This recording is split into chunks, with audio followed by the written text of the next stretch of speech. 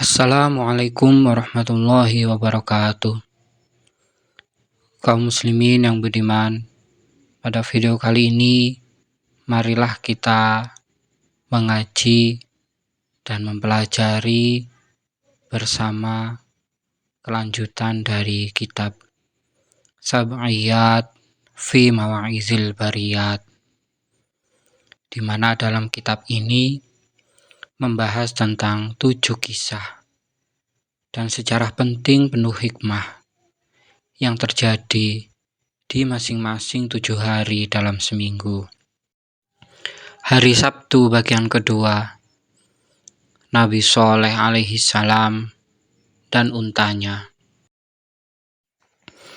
Nabi Shaleh adalah salah satu dari para nabi yang diutus oleh Allah untuk membawa kaumnya menuju jalan kebenaran dan mengajarkan ajaran tauhid.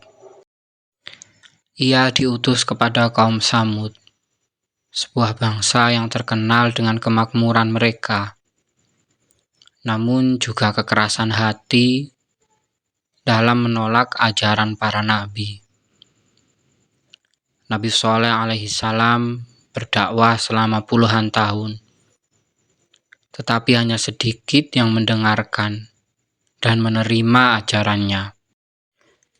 Setelah bertahun-tahun menghadapi perlawanan dan sikap keras kepala kaumnya, Nabi Shaleh mulai merasa kelelahan. Pada suatu hari, Nabi Shaleh memutuskan untuk menantang para pembesar kaum Tsamud yang terkenal dengan kesombongan mereka. A'udzubillahi minasyaitonirrajim. Qala ya qaumi ara'aytum in kuntu ala bayyinatin mir rabbi wa atani minhu rahmatan faman yansuruni minallahi in asaitu fama tazidunani ghaira takhsir. Dan Shaleh berkata, "Wahai kaumku, jelaskan pendapatmu jika aku mempunyai bukti yang nyata dari Tuhanku dan Dia memberikan kepadaku rahmat kenabian. Siapa yang akan menolongku dari azab Allah jika aku mendurhakainya?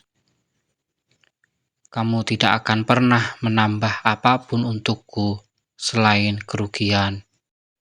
Surah Hud ayat 64. Ia berkata kepada mereka, "Jika kalian mau, mintalah sesuatu dariku. Aku akan memohonkannya kepada Tuhanku, dan Dia akan mengabulkannya. Atau jika kalian lebih suka, aku yang akan meminta sesuatu dari Tuhan-Tuhan kalian. Dan jika mereka mengabulkan permintaanku, aku akan meninggalkan kalian. Sebab aku telah membuat kalian lelah, dan kalian pun telah membuatku lelah." Para pembesar kaum Tsamud yang dikenal keras kepala menerima tantangan tersebut. Nabi Shaleh pun lebih dahulu mendatangi berhala-berhala mereka dan meminta sesuatu dari patung-patung itu. Tentu saja berhala-berhala tersebut tidak mampu menjawab satupun pertanyaan yang diajukan Nabi Shaleh. Meskipun demikian, para pemuka kaum Tsamud tidak merasa malu atau terhina. Sebanyak 70 orang dari kaum tersebut membawa Nabi Shaleh ke sebuah gunung. Mereka menantangnya, "Jika benar Allah yang kamu sembah itu ada, maka datangkan seekor unta betina dari gunung ini. Unta itu harus berambut merah lebat, hamil 10 bulan, dan keluar dari dalam gunung ini."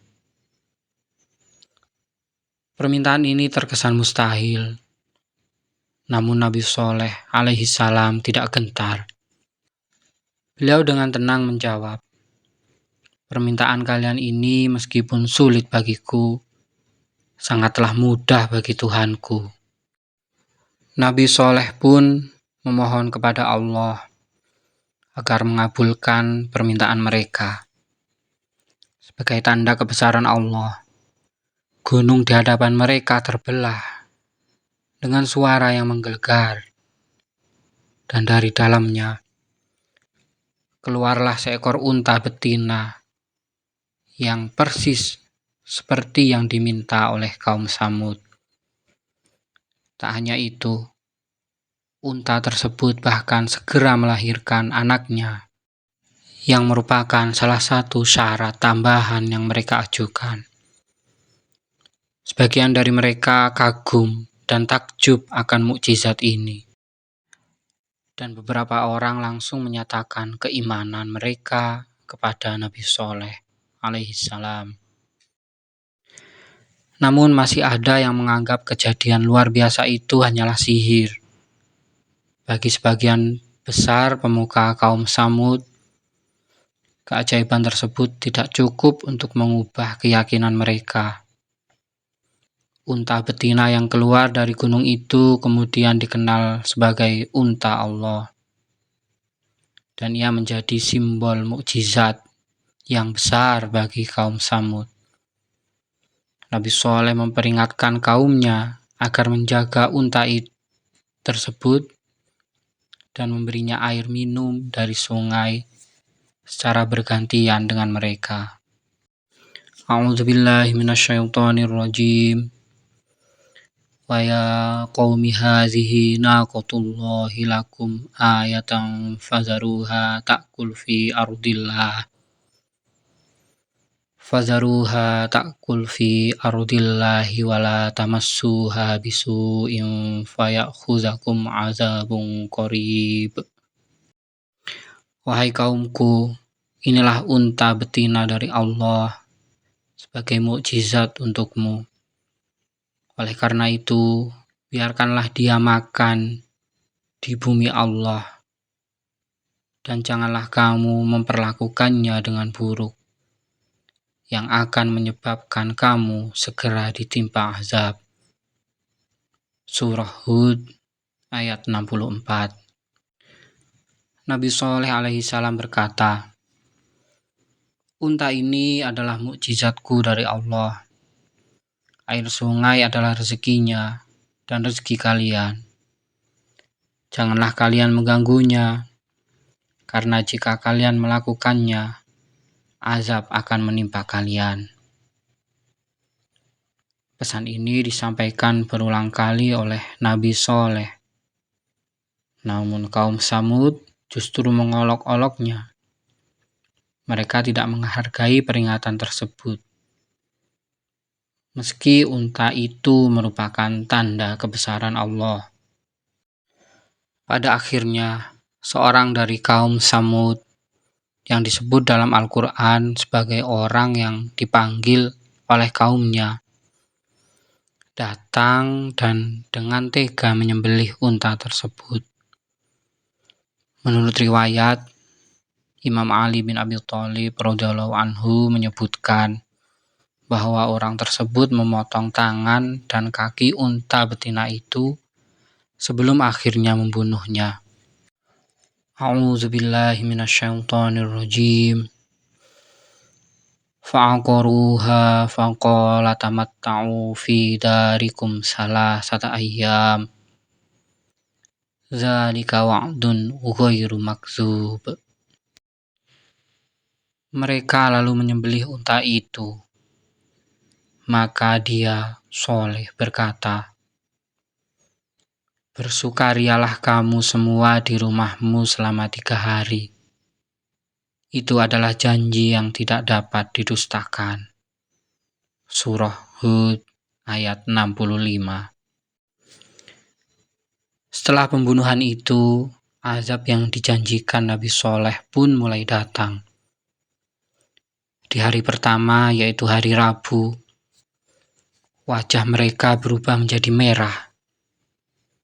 Di hari kedua, wajah mereka menjadi kuning. Dan di hari ketiga, wajah mereka berubah menjadi berwarna hitam. Dan di hari keempat, yakni hari Sabtu, datanglah azab berupa pekikan yang dahsyat, hingga membuat binasa seluruh kaum Samud yang tidak beriman kepada Nabi Soleh. A'udzubillahi minasyaitonirrajim. Falamma jaa amruna najjayna shalihan wallazina amanu ma'ahu birahmatin minna wa min khizyi yaumi'idz. Inna rabbaka huwal qawiyyul aziz. Wa akhadhal ladzina zalamus sayhatu fa asbahu fi diyarihim jasimin. Ketika keputusan kami datang, kami menyelamatkan Soleh dan orang-orang yang beriman bersamanya berkat rahmat dari kami.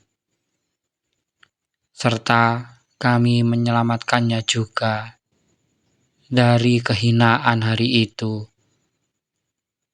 Sesungguhnya Tuhanmu, Dialah yang Maha Kuat, lagi Maha Perkasa.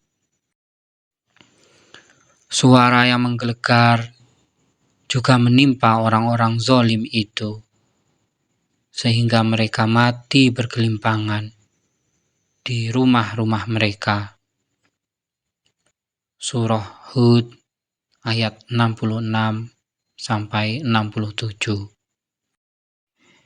Kisah ini menjadi pelajaran penting yang diabadikan dalam Al-Quran sebagai peringatan bagi umat-umat setelahnya.